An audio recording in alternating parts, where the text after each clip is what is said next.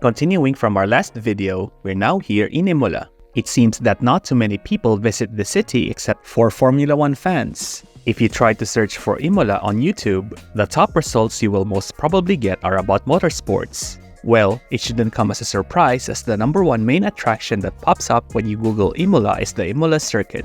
The weather forecast did not look so good for the coming days, and just when things could not get any worse, the Formula 1 race, which is the reason why we're here, got cancelled because of flooding in the Emilia-Romagna region. Yeah? Yes, they have like a little garden. This laundry room? I like stuff like this. Some bike. Oh. It's quite, we have a rack. The following day, we decided to make the most of our stay here and explore the city. We headed first to Piazza Medaglie di Oro as the old buildings there caught our eye when we arrived. The stroll along Via Appia on the direction towards Piazza Matteotti reminded us that Imola has a long history. The city is not just all about motorsports. The architecture around here is impressive.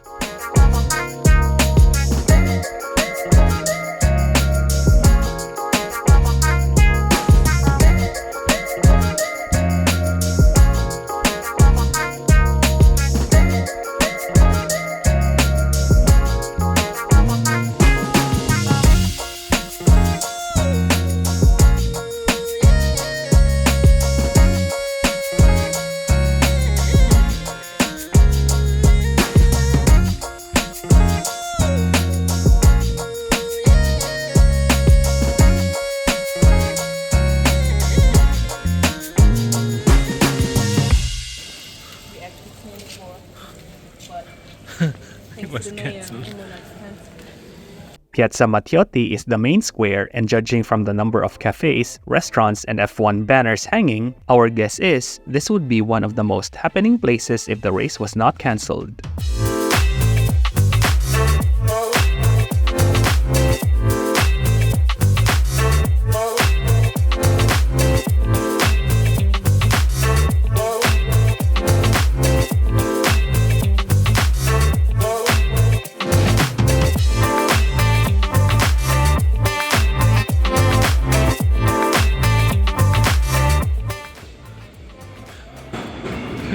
They're eating here. Oh, that's Max. Yeah. That's Valtteri, right? Yeah, Senna. Ayrton Lewis Senna, Yeah, in blue. Hamilton, and Charles Leclerc. Yeah. Ah, this is... Nico Rosberg. Yeah. And Yuki. And above we have Michael Schumacher. Yeah. Oh, and the reflection. Then this is Alonso. Then this Vettel. is Sebastian Vettel. Yeah. And this one is Yuki's ex-partner. What's his name? Pierre Gasly. Ah, yeah, that one. And I don't know this one. The Yeah. one with the dyed hair. Who's that Yeah. one? Yeah, that's Pierre Gasly. No, this one with the ice cream.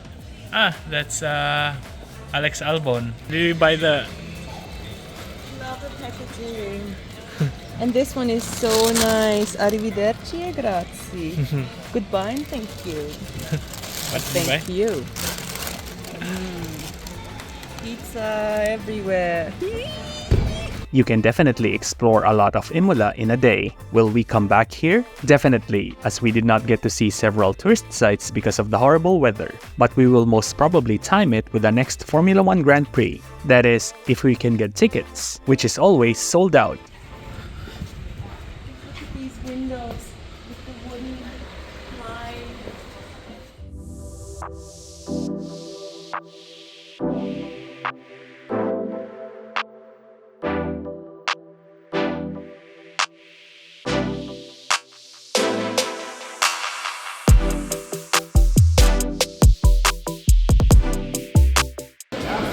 There are floods.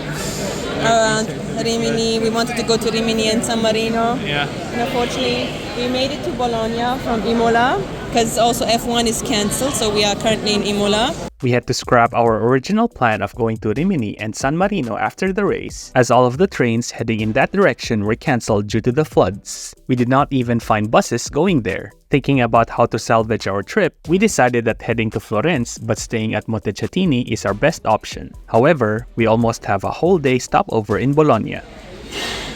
Oh my god. So this is Venice Bianco. white. Yeah, that one. Yeah. Because I'm from Vienna. That is what I need to drink. The skies are still gray, but thankfully, it's no longer raining. Bologna is the capital and largest city of the Emilia-Romagna region. We don't think a day trip here is worthwhile. It's a big historical city with a lot to offer, and a few days here are definitely necessary. So, why didn't we do that instead? Well, because of the weather and it's sunny in Florence. Also, we are planning to come back here soon. It's no big deal that we will not be able to cover everything that we want to see. The first place we visited after having coffee near the central station is Parco della Montagnola. The park has several 19th and early 20th century sculptures, and it's one of the oldest and greenest public parks in the center of Bologna. I love parks like this, where nature is just stronger than anything people build.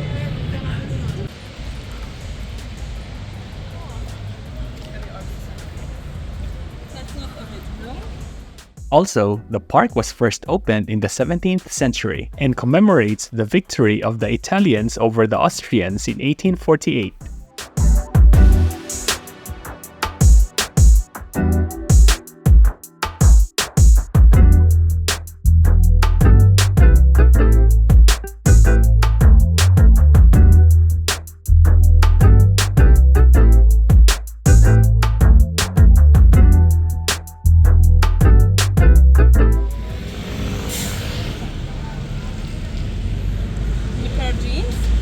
Do you want to go shopping here?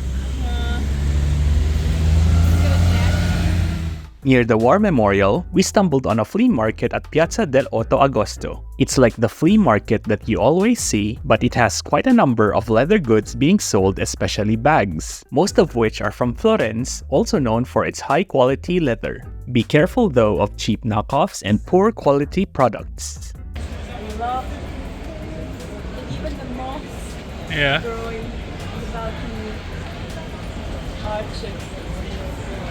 I want to live like this. Next on our to-see list is Finestrella di Via Piella, a small window giving you a quaint and picturesque sight of Canale delle Moline. It's quite a popular tourist attraction as you have to queue most of the time for a chance to take a photo. If you have a cat or a dog, this one on the balcony, there's food. So this is like little Venice.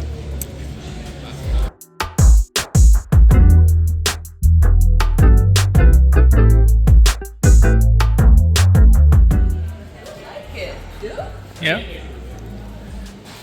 Yeah, it's pretty nice.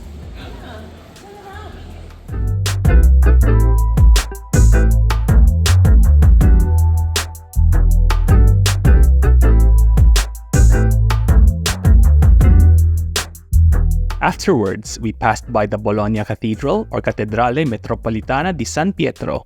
It's a historical Baroque church, which is the seat and the Metropolitan Cathedral of the Archbishop of Bologna.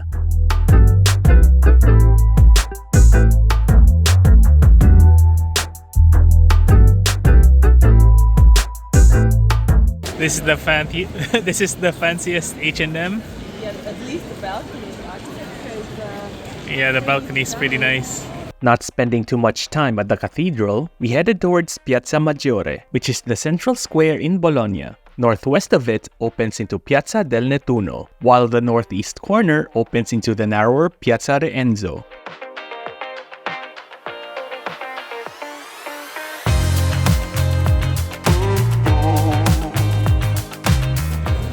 Can we take a close-up of the net? Yeah. What kind of pervert had this idea that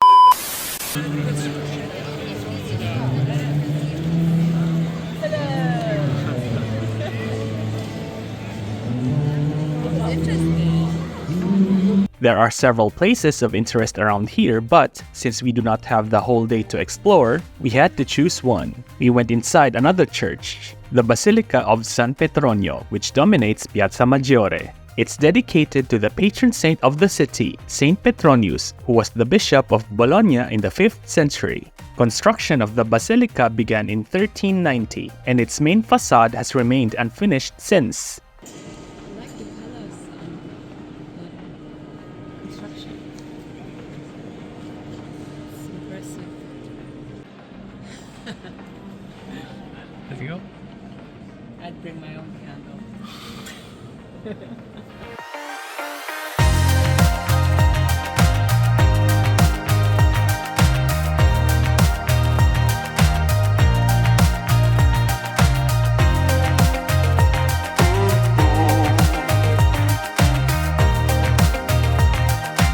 Then, we walked through the Quadrilatera neighborhood, a bustling area in Bologna's city center near Piazza Maggiore. Its history begins in the Middle Ages, when people met on the streets here to talk, shop, and eat. It's here where you will taste some of the best street food in Italy, find local shopkeepers, tradespeople, and other food and retail vendors selling everything from fresh fish and produce to cheeses and regional wines.